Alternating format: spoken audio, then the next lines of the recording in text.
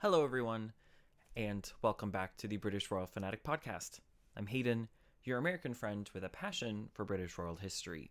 If you enjoy royal media in addition to current events and history within the royal family, then you have found your home. Hi, and welcome. A few hours ago, Buckingham Palace announced that Her Majesty Queen Elizabeth II has passed away. She died, quote, peacefully up in Aberdeenshire, Scotland, at Balmoral Castle, a place where she loved, surrounded by those she loved most. The issued statement by Buckingham Palace also continued to say that the new king and queen consort will be staying up in Scotland for the night and will be returning to London tomorrow.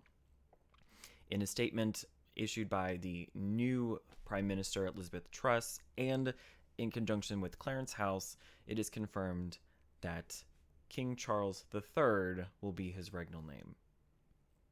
Of course, right now, there's a lot of confusion, lots of unrest right now as everything is changing.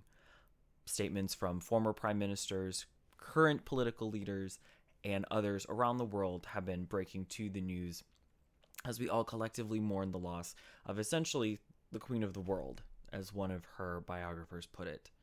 When thinking of Queen Elizabeth II, what are some things that we think of? A tireless sense of duty and service, caring to her country and to her people, timeless and tireless work ethic, selfishness, and a role model. She truly is one of the greatest queens that this world and country has ever seen. Right now, we are currently in the middle of what is called Operation London Bridge. We saw a little bit of London Bridge already get put into place earlier today, which caused a lot of anxiety for all of us that know what's truly going on behind the scenes. BBC is, of course, in all black. All programming has been pulled, at least for the rest of the day. And right now, that is all the coverage that is happening right now. Mourning the Queen, remembering the Queen, and hearing statements of those that are making them as they break. One of the things to point out is that for years, at least for the past 2.5, 3 years, they've been citing mobility issues as a cause for a lot of issues with the Queen's health. But between you, me, and the fence post, and what BBC has been saying, there's probably been more serious issues behind the scenes that they just don't talk about.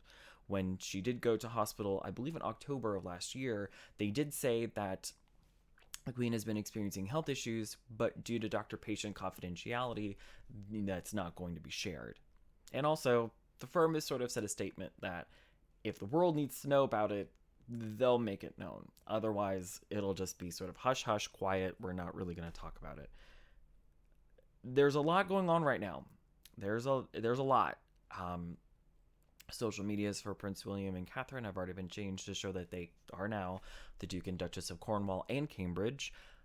King Charles III announced that he will be Charles III, and of course Camilla is his queen consort. There's, if we're going to get really technical, then now little Lilibet and Archie are now prince and princesses, as they are through the issue of the 1917 creation of the House of Windsor. They are grandchildren of the sovereign through the male line. As of right now, for the next few weeks, here at the podcast, we're going to take some time to put together content that will, of course, be in memory and remembering the Queen, and also talking about the funeral, what's going on. This is the first massive state funeral, official state funeral, since the passing of Winston Churchill. Of course, when Princess Diana passed, that wasn't technically an official state funeral. And when the Queen Mother and Princess Margaret passed, those were, of course, big ceremonies, but they were, of course, still not considered a quote-unquote state funeral, according to the BBC. Right now, here at the podcast, we're going to sort of get ourselves together. I wanted to put at least something out today. I've been on Twitter all day.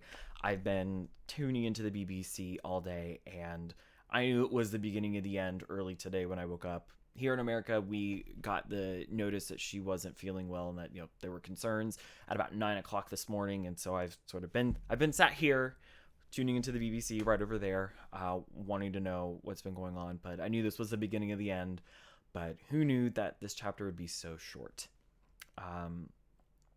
Right now, there really isn't too much being issued from the royal family. The last thing that we knew was when Prince Harry actually got to Balmoral. Catherine and Meghan are, of course, still down in London and at Windsor. And everybody else is just in this perpetual state of shock. I know I got emotional about it. Right now, there's shots of the BBC's featuring of people outside Buckingham Palace and other royal residences putting flowers, paying tribute. And in the next few weeks, there will be more and more tributes in memorandum videos. And here at the podcast, we will be doing our own version of that as well. But I wanted to put something out today, albeit short and a little bit disorganized, but something to sort of synthesize what's been happening today.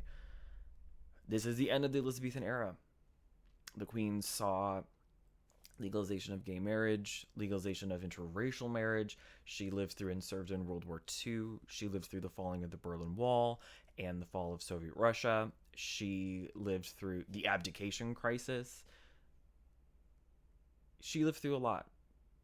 One thing that I think about is in all of the controversy that's been happening with the family right now, with Harry and Meghan over here doing whatever it is that they're doing, that's their business. The Prince Andrew scandal, now King Charles III's money for titles scandal, with everything going on within the country with their own scandals, world scandals, 1992, the Annus Horribilis. She was just steadfast and true. She was truly a role model and example. But one thing to take solace in is that she's reunited with Prince Philip. She's reunited with her father and her family. And she's not in discomfort or any pain anymore. So I wanted to put something short out there today, sort of synthesizing today, taking some time to begin to put together content and podcasts to remember her. Of course, everything has been changed. I had a whole other video planned for today. But yeah. Queen Elizabeth II, may you rest in peace. And with that, everyone, I will see you in the next one.